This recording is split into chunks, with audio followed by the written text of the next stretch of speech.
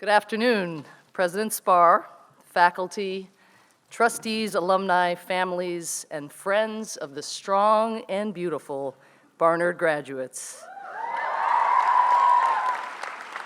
Congratulations, class of 2015. Columbia grad Madeleine Albright has said, "It used to be that the only way a woman could truly make her foreign policy views felt was by marrying a diplomat and then pouring tea on an offending ambassador's lap." I'm here to tell you that in 2015, we have other options.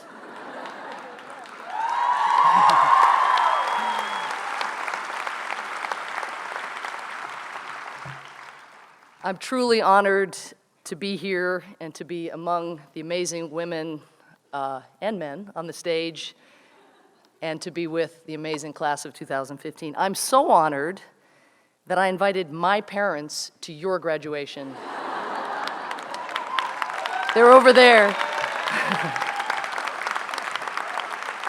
And while you're at it, let's give a huge round of applause to all the parents and loved ones who made this possible.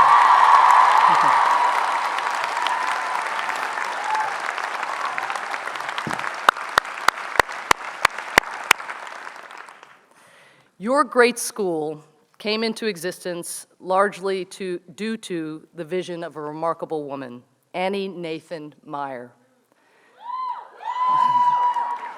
Meyer didn't get the kind of schooling you got, or I got. Her mother kept her home as a small child because she wanted company. Meyer read voraciously, finishing all of Dickens's books by the age of 7. Yeah, seriously. When she was 11, her mother died, and while her father agreed to let her go to school, he was so overprotective that he kept her home whenever there was bad weather. When Meyer learned about a special college course for women at Columbia University, she set about secretly studying for examinations, which she passed on her first try. When she finally told her father, she later wrote, quote, "He drew me gently and lovingly to him and announced, 'You will never be married. Men hate intelligent wives.'" End quote. Meyer decided to go to Columbia anyway. It was not what she had hoped. Women were not allowed into lectures. Instead, they were given a reading list, a short meeting or two with the professor, and then an exam. When Meyer sat for her first exam, she found the questions were based entirely on the lectures that she had been barred from attending. Feeling what she called a devastating sense of desolation, she answered as best she could, and though she passed, she eventually dropped out, and soon after started her full-court press to secure the education for women that she had been denied.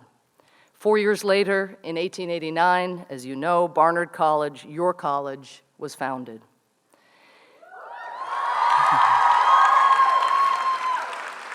As Barnard finishes its 125th school year, it is safe to say that the cause of equality has come a very, very, very long way. But what I want to talk to you about today is how some of the remaining barriers to true equality can and must be overcome. First, true equality will mean not letting our doubts silence our voices. We live in a time where women have made tremendous strides, particularly here in the United States, and you all know the statistics.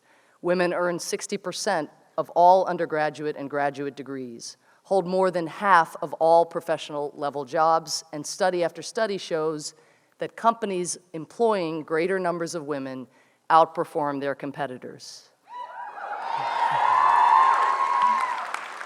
And you know that at the end of your 4 years, you are as well equipped as any Barnard graduating class to make your mark.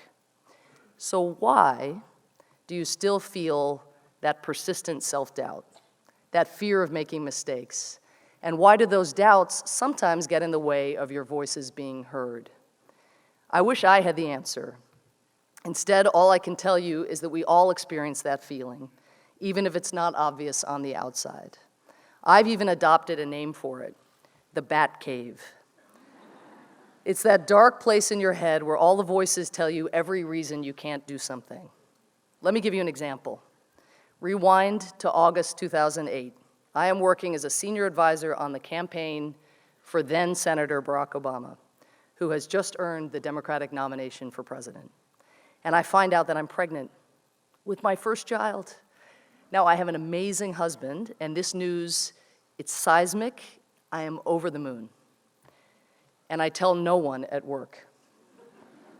Lots of nods, I bet, back here and up there. I have never gone through this before, and I'm worried that if I advertise my blissful state, it will affect how seriously I will be taken by the campaign and potentially even shut me out of the kind of job that could make an impact. Everything I know of then Senator Obama and the people around him tells me at the time that this makes zero sense. After all, this is a man who was raised by a single working mother, a man whose brilliant wife worked while raising 2 daughters, a man who would go on to demonstrate daily as president his commitment to supporting working moms and dads. But at the time, I'm way too deep in the Batcave to see any of that.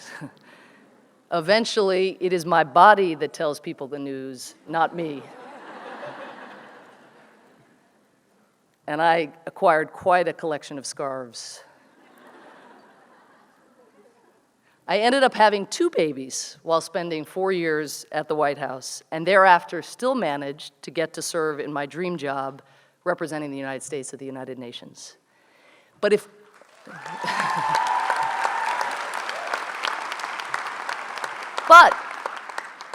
I felt the way I did with a boss like mine, I can only imagine how other women feel. The ecstasy of a pregnancy clouded by the fear it could cause severe professional damage. Last year, when the Ukraine crisis began, I momentarily experienced another version of this anxiety.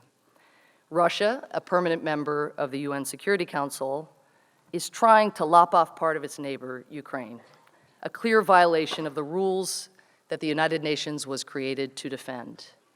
An urgent UN Security Council session is called on Russia's attempted takeover of Crimea.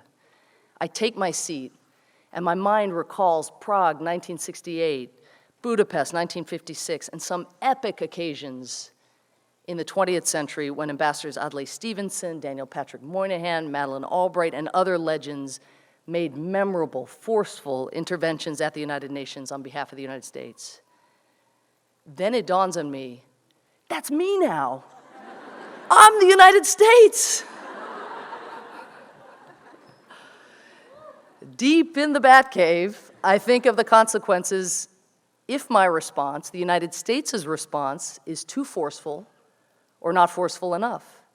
I think of the overwhelming responsibility that comes with speaking on behalf of America and the ideals we stand for. And I think of the people of Ukraine who are counting on me, and I speak. The fact is that doubt and his more lovable big sister, self-awareness, are more pronounced, both are more pronounced among women. Turns out Batwoman's cave often has more square footage than Batman's. True equality will not mean shedding our doubts or our self-awareness, but rather not letting them quiet us when we should be speaking up. There are more than enough forces out there doing that without needing our help. And it will mean that while everyone will have moments of uncertainty, and humility is an especially prized quality, women should not have to worry that if we stumble, it will be more noticed than when men do the same.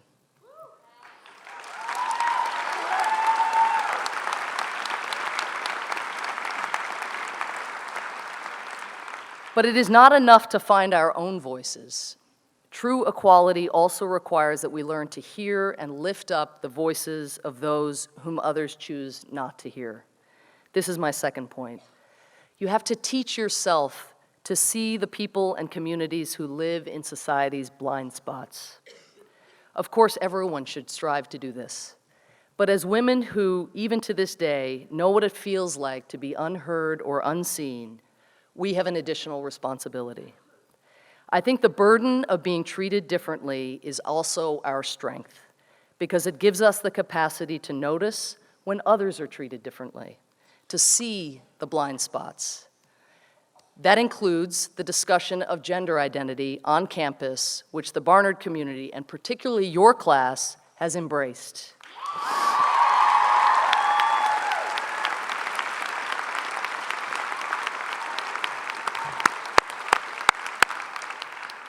We must see that seemingly simple actions that most of us don't have to think twice about, the bathroom we walk into, the gender listed on our driver's licenses, the name people use to address us, the boxes, male and female, on a college application, can be a source of profound anguish for others.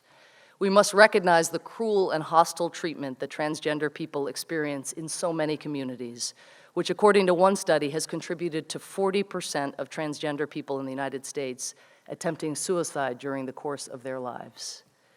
We must all work toward the goal of ensuring equal rights for all people, lesbian, gay, bisexual, and transgender.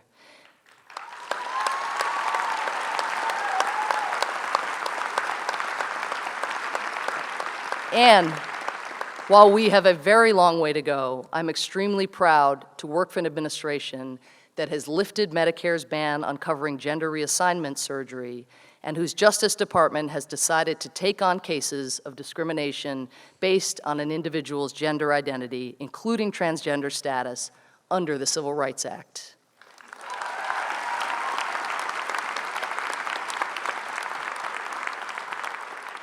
Now again, it is no coincidence that women's colleges have been among the first to embrace this discussion.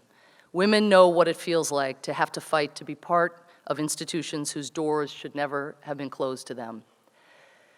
You often hear people say that past generations struggled so that you would not have to.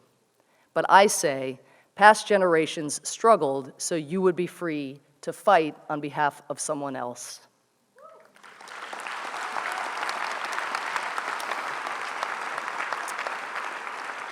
The idea of seeing the struggles of others around you, whether the other is a gender or an ethnic or religious group or even an entire nation that usually does not have a voice, is one of the principles that has defined President Obama's foreign policy. We know that America is stronger, that our policies are more effective, and that the world is better off when America is listening. And that includes listening to countries and communities that often feel invisible to the world's superpowers. That is why, when I started as the United States Ambassador to the UN a year and a half ago, I decided to visit as many of the other 192 UN ambassadors as I could, regardless of the size or the geopolitical heft of the country that they represent. By visiting their missions rather than having them travel to ours, as was common practice, I would be able to see the national art that they wanted to showcase, the family photos on their desks, the books that they had carried with them long distances to America. And I could show them America's respect and our curiosity. So far, I've visited 119 countries' missions.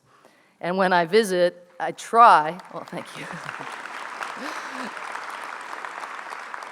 When I visit, I try to put my long list of policy asks aside.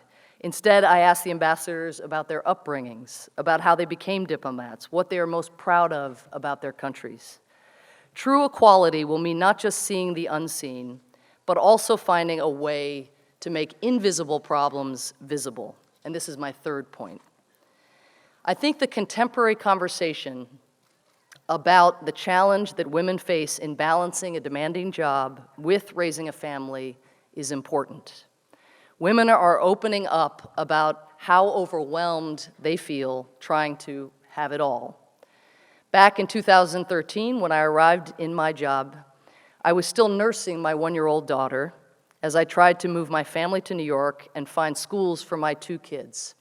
And no, I did not enroll my then 4-year-old in a Kaplan course so he could get into a New York preschool. I had to do all this at the same time, roughly, that the Syrian regime decided to stage massive chemical weapons attacks against its people. Horrific atrocities were being committed in the Central African Republic, and a new government was cracking down on the opposition in Egypt. When asked by friends whether I subscribed to lean in, I would instead describe my philosophy then as hang on.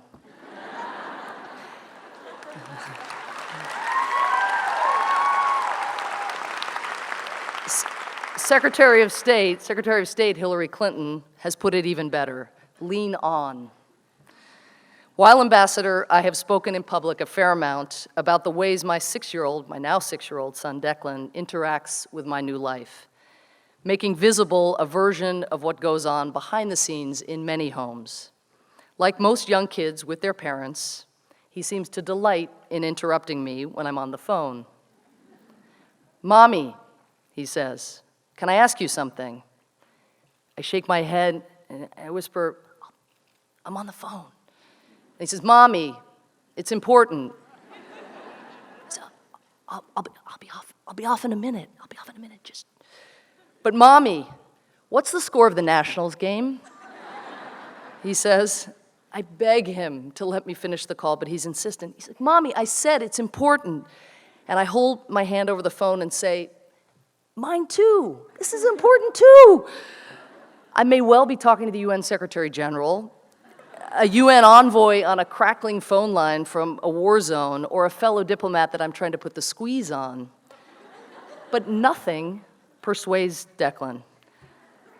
And when this little showdown has abated and he gives up, which after 9 or 10 exchanges he does usually, he invariably storms off in a huff, usually grumbling some version of Ukraine, Ukraine, Ukraine, Ukraine.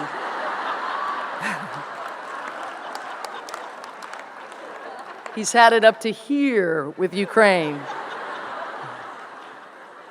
Now, the juggling act that I am attempting pales compared to that faced by moms who are raising kids alone or who struggle to provide for families on a minimum wage that is not a livable wage, or who risk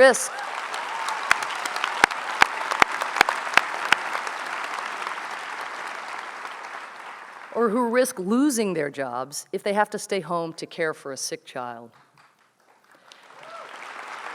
But I share these stories because even with all of the support that I am lucky enough to have, the balancing is hard, and making that visible might be useful to somebody somewhere. Of course, it is not just our personal challenges that we must make visible. There are far bigger and more important problems that we have to shine a bright light on, like the dark chapters of our own nation's history. Let me give you one of the most chilling examples. Between 1877 and 1950, nearly 4,000 African Americans were lynched in 12 southern states, according to a remarkable report released this year by the Equal Justice Initiative. In 1916, a man named Jeff Brown was lynched in Mississippi for accidentally bumping into a white girl while running to catch a train. In 1940, Jesse Thornton was lynched in Alabama for failing to address a white police officer as Mr.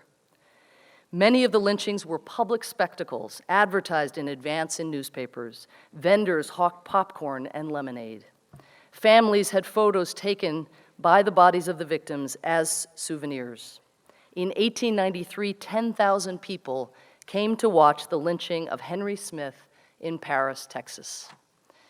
One of the most alarming findings of the Equal Justice Initiative report is that there are virtually no public memorials to these killings.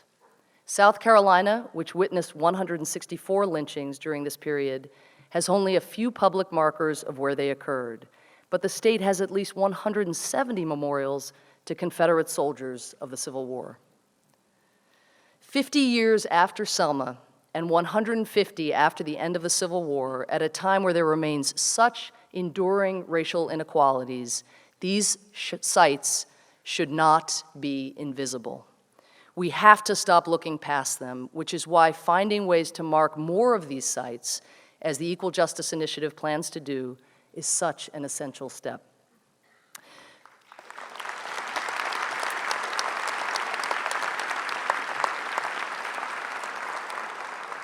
To memorialize the Holocaust, the most unspeakable atrocity of the 20th century, a German artist named Gunther Denmig began installing what he called Stolperstein, or stumbling stones. He placed the tiny 4-inch cubes, which simply note the name, date of birth, and when known, the death of an individual victim, in the ground outside the Holocaust victim's former home. He started in Cologne, Germany in 1992 with 250 little stones. Since then, Denmig has laid some 48,000 Stolpersteine in 18 countries. Any of you who have stumbled upon one knows the impact. The stone telescopes history. In humanizing a single victim, you feel it, if only for a minute, the incomprehensible loss of 6 million people. Of course, we cannot limit ourselves to surfacing the dark parts of our past. We must do the same right here in the present. Consider the enduring problem of sexual violence on college campuses, only a tiny fraction of which is reported by victims. In spite of this problem, we have too often seen colleges and universities falling short of adequately investigating and disciplining perpetrators and of protecting victims. And yet, even as we are aware of the seriousness of this problem, it takes a woman picking up a mattress and carrying it around her campus to make people really see it.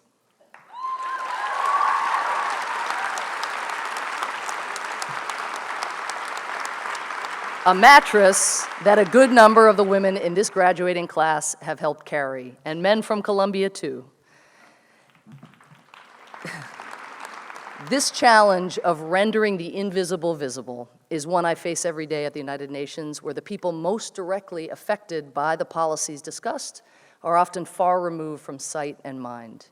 We talk so often in terms of thousands or even millions of people that it's easy to lose a sense of what one person is and why even a single human being's dignity is so important. So wherever possible, the United States tries to bring those voices into the debate as a way of sharpening understanding of the human consequences of what can otherwise seem like abstract challenges.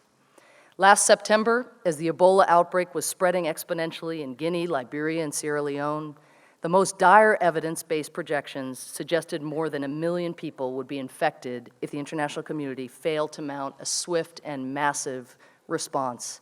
Yet most countries were doing far too little to stop the outbreak. Worse, several countries in the region were sealing their borders out of fear, preventing crucial aid from reaching those in need. So the United States convened the first ever emergency meeting of the UN Security Council on a public health crisis, and instead of simply having UN officials present statistics and charts, we arranged for a video link from the Security Council to the capital of Liberia, where a 38-year-old healthcare worker named Jackson Nema was asked to describe what was happening in his country. Jackson, who was working at Médecins Sans Frontières Ebola clinic, described people dying outside the gates because the clinic was overflowing and had run out of beds to take more patients. He described having to turn away a boy with all the symptoms of the virus, whose father had died a week earlier, and he recalled thinking, quote, "This boy is going to take a taxi, and he's going to go home to his family, and he will infect them," end quote. He told the diplomats crammed into the UN chamber, quote, "I feel that the future of my country is hanging in the balance. If the international community does not stand up, we will all be wiped out," end quote. As Jackson spoke, you could hear a pin drop in the Security Council. People who had not really seen Ebola up to that time were forced to grapple with its monstrous efficiency. And you could feel the momentum in the room shift as one by one, countries spoke with a greater sense of urgency about the need to stand up rather than stand by. Today, we haven't just bent the curve of the epidemic, we are closing in on ending it.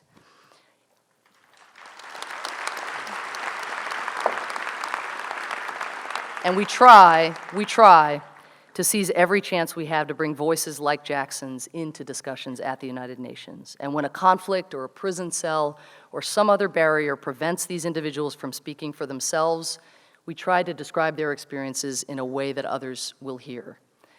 Now, I've talked about what it will mean to secure lasting equality, slaying the bats in our bat caves, taking on the struggles of others seeking dignity, and using a range of means, from mattresses to human contact, to make the invisible visible.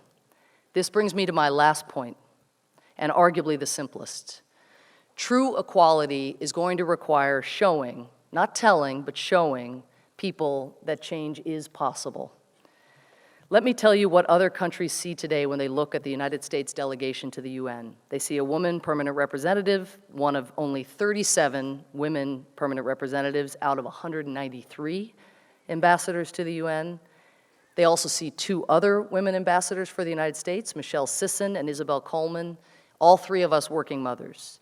And when the General Assembly is held each September, the world sees the US delegation led by an African-American man, our president.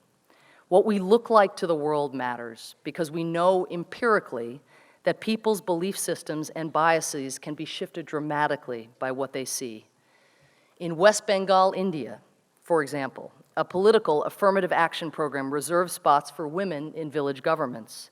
Within 7 years, a study found men's individual biases against the capacity of women leaders almost fully disappeared.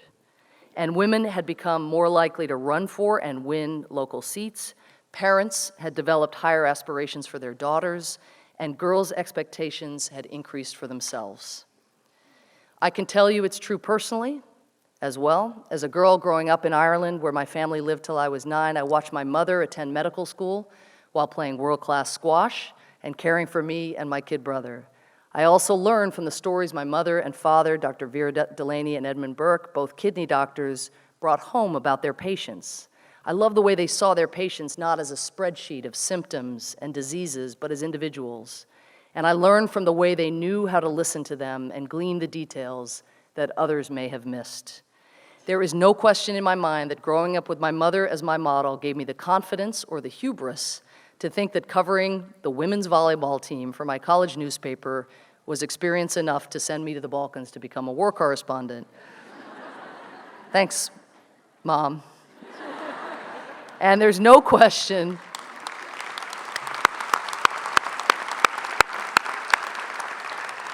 that I took from both my parents that in work, in friendship, in love, we must understand where people around us are coming from, what motivates them, what saddens them, what inspires them, and how they got where they are.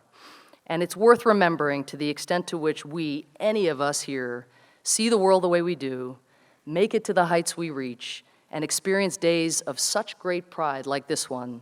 It's worth remembering that all of that starts with the people we saw first. When you hug them after this, thank them for that. And you can give them a round of applause now, too, if you'd like.